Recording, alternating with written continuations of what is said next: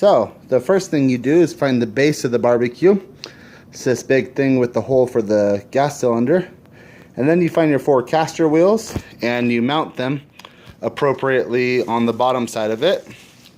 And the bag of screws that you have is conveniently labeled for each section that you go through. So we grab the screws from section A and put the casters on.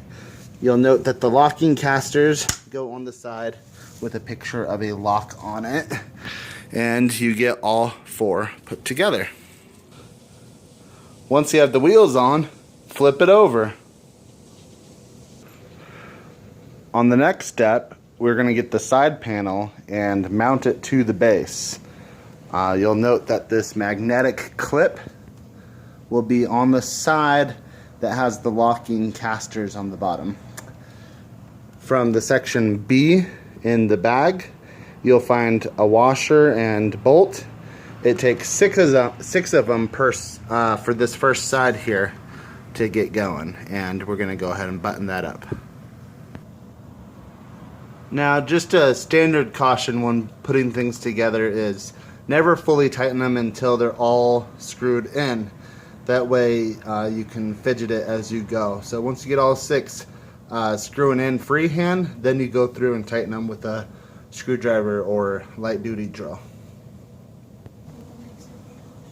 Once you have the first side on, the second side is the exact same procedure, and as long as you put the first side on in the correct orientation, the second side will be correct also. So at this point, you have both sides bolted on.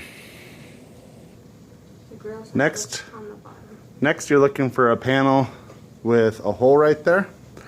Ours came dented.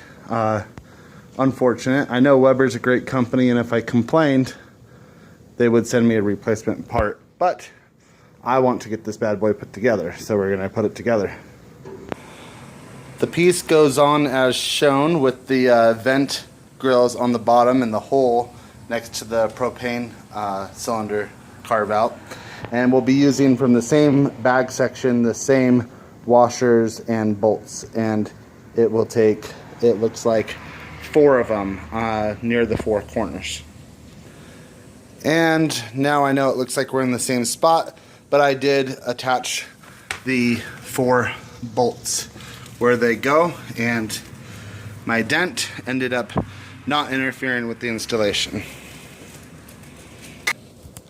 Next, we're looking for this rail, and we're going to install it on the inside of the assembly with the lip down, and we're going to continue using the same bolts and washers that we have been using to mount the side panels, and they install 2 on each side, and that should just take a quick moment.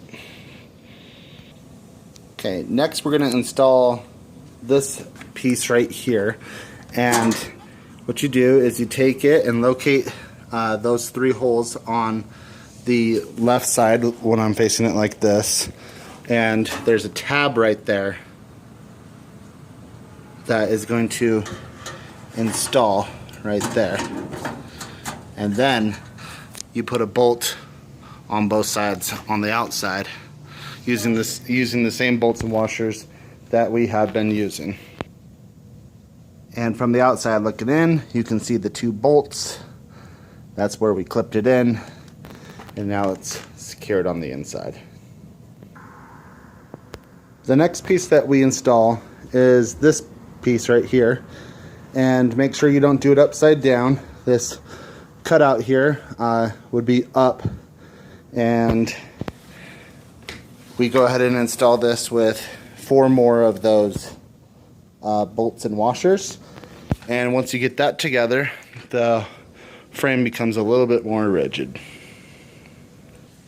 In the next step in the instruction manual, we're looking at the lid here, and it wants us to install these pins on the hinges, and mine came pre-installed.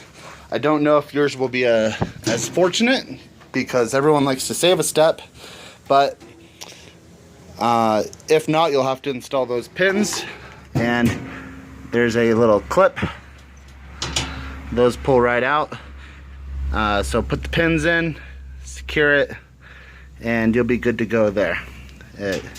Installing a hood pin is very easy to do. You just line it up, put the hood pin in, and then put the clip in there so it stays.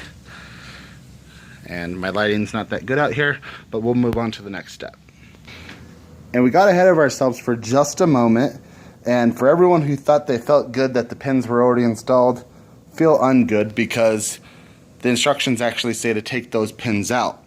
I already showed you how to do that, so go ahead and take the pins out on both sides because you need to take the lid off.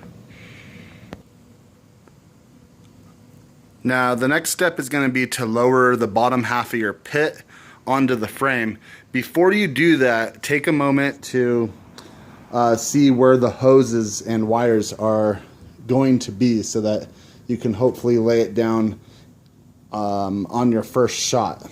So the line that goes to your tank goes right on top of the groove spot of that crossbeam that you just installed and goes inside towards where your cylinder would be. And on the other side you got one hose here and the wires for the igniter.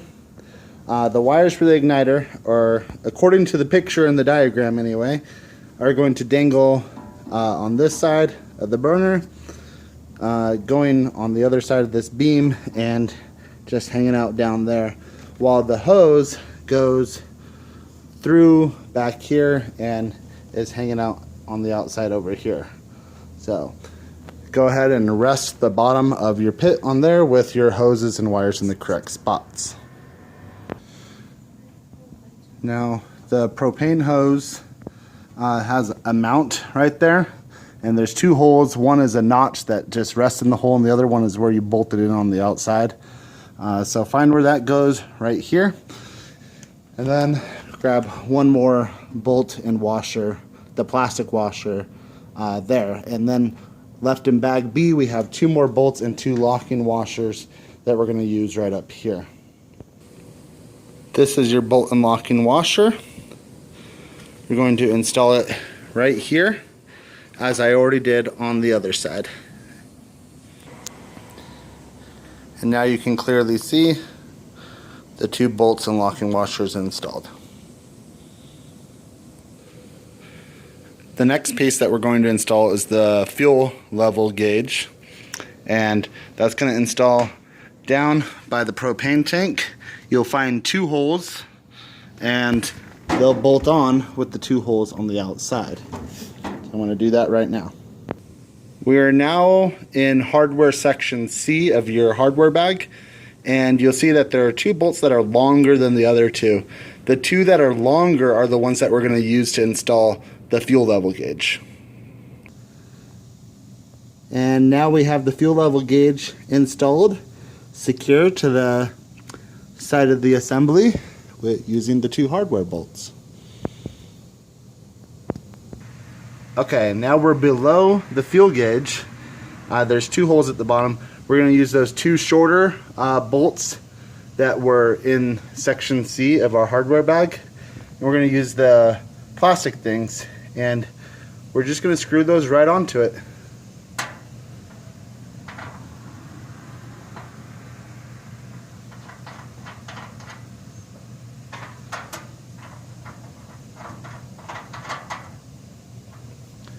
And that's that. In hardware section D, you'll find these washers and screws. There's two of each of these, and we're going to use them to install this gizmo. And it looks like this is a battery compartment. The instructions have not told us to place the AA battery in yet, but we know at some point that's where it's going to go. We're going to install these on the opposite side of that fuel gauge. There's two sets of holes, and we're going to not on the closest one, but on the second set of holes we're going to install on the top and bottom using those screws and washers. I just wanted to point out, as we're going here, you'll discover that these bolts are self-drilling into the plastic of this thing, and so it's a little bit tougher. Don't be a baby, just muscle through it. So the next in our guide shows us to have this metal piece that mounts on the outside of the grill and utilizes those two empty holes. And we didn't get that in our package. And so I don't know if there's model variations or if it was just omitted in the packaging of ours. But unfortunately, we'll have to skip that. But if you do have that, go ahead and utilize those two holes and mount them from the inside so that the thing is on the outside. If you don't have it, like me, then proceed to the next step. At this point, we're putting a cover on that goes over these grills, and I'm going to advise you to remove this packaging foam if you haven't already from the knobs. Now, I get to reveal where I was extremely rude. Remember when I had you install this piece and we put all 4 bolts in? Suppose you're supposed to leave the top ones out because those help secure this large metal plate on. And so if you knew what you were doing and you left those out, great for you. If you followed me, then you get to go through the unwinding of the top screw on the right side and the top screw on the left side. Now you can see we got that cover on. The screws that we just removed help secure that panel to the frame, so we put those back in. And then it looks like there's a few more screws here, bolt holes anyway, so we'll find what we need to put there. We find what we need in hardware section J. Oh, that's upside down. J. Here's those 3 screws or bolts, and they're gonna go right here, here, and here. And we'll show you what that looks like with those installed. And we got bolts 1, 2, and 3 installed. If your panel doesn't line up perfectly center, don't fret. Mine was off a little, but it was adjustable by hand to get it lined up, and then once you have the bolts in, it looks just right. The next step is going to be to put the side things on.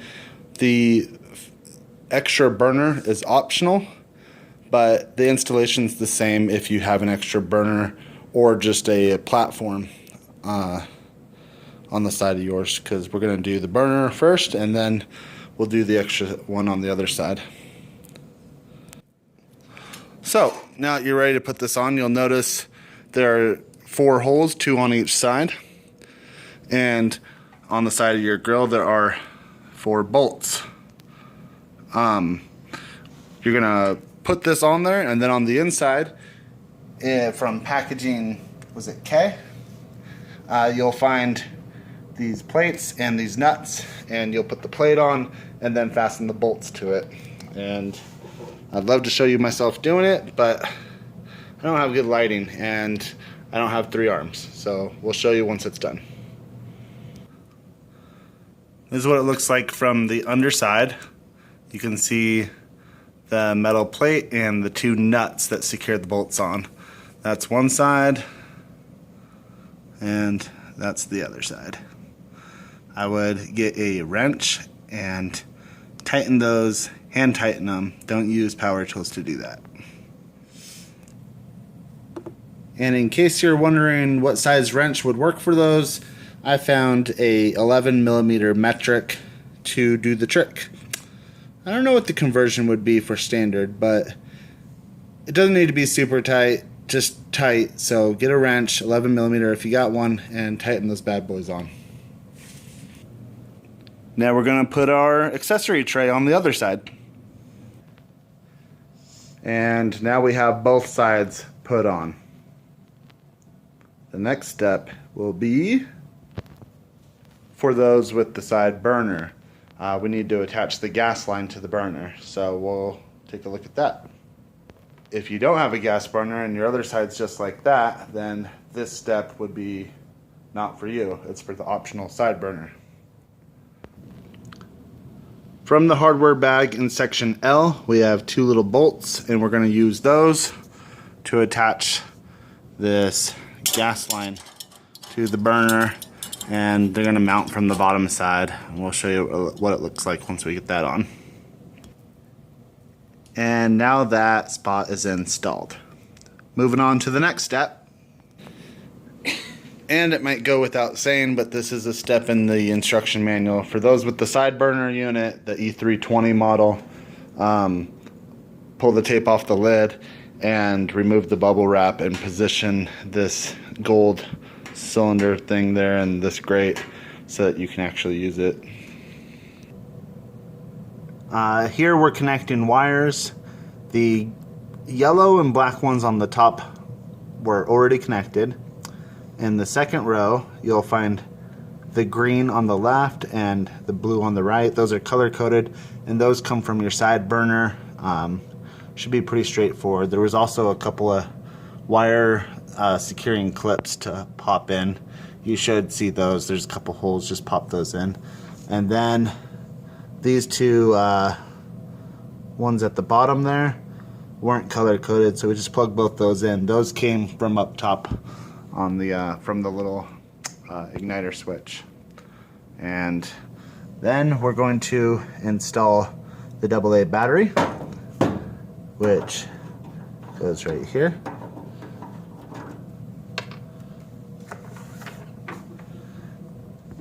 Mine came with the battery. Hopefully yours does too.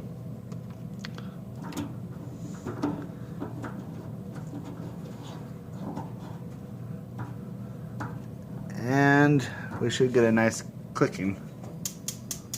Ah, I hear it. Installed correctly. Moving on to the next step. Next is this drip pan, and this slides right in. There's a couple rails that are right underneath. Make sure that the drainage side is on the left so that it drains into this catch here. It slides right in. That's that step. Moving to the next one. Next, we're gonna place the drip pan into there. Notice the lip that I'm holding with my fingers. I'd make sure to install that so that it's there, because that'll allow you to pull it out easy when it's time to clean it. This is just a foil liner. I'm sure you can buy a bunch of those, and that'll help keep things a lot easier to keep clean. I see the value in that, so put that aluminum foil liner in your drip pan. Alright, now we're on the installation of the door. Before installing it, I'm going to put the handle on it. You'll notice these two large holes, these two large plastic pieces. That's where those fit into, so that you can put the handle on the outside of it, and then you secure it with those two screws. So go ahead and do that now before we put the door onto the assembly. Alright, we got the handle put on the door, and you'll notice this little thing here is under spring, and there's a plastic little nubby thing that you found in your packaging. It sits right in a hole right there. I can't get this to focus for some reason, but either way, you should know what I'm talking about. So what you're going to do is there's a hole on the bottom of your door. Pop that onto that, and then as you guide the door up, you can push that in and then let it release into a hole on the top side. You can see now the door is beautifully installed, and it shuts magnetically. Open it, all you got to do is pull on it. Next, I think I'll put the knobs on.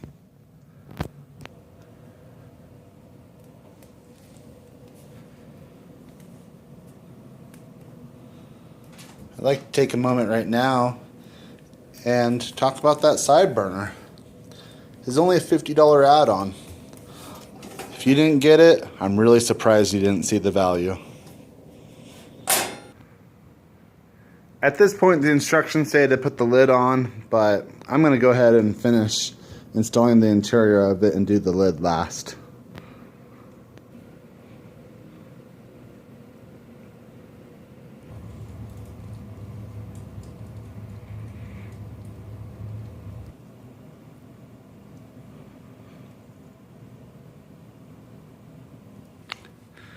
Put the lid on. There's remember to put the 2 pins on, which it rests perfectly lined up. So if it's not lined up, make sure that you readjust. So you put the pins back in and the clips on both sides, and should be instead. Well, we got a chain. We got one more part left. Let's find out where it goes. And the chain is just actually a match holder, so you can safely ignite the gas with a match in case your igniter is out. So that's just kind of a storage spot for it, and when and if you ever need to use it, then you can, but it does not functional really to the barbecue grill. So we're all done and we'll get to cooking.